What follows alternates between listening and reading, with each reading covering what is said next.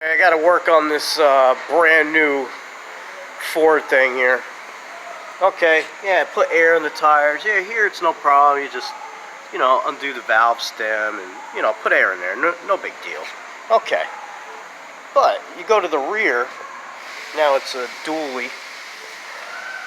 So there's no thing.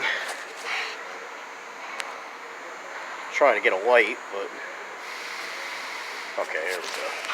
But look at where they're. You still can't even fucking see it because this camera's at a bad angle. Well, you could barely see it. Yeah. It's like over here. Well, this is kind of, see, you could barely fucking see it right on the edge there. This is fucking stupid because now, if somebody just wants to get air in the tire or even this back tire or whatever, you have to pull these wheels off. This is just fucking stupid. Like, these guys couldn't think of anything better. Like, the movie Idiocracy is coming true. Even the smart people are fucking stupid.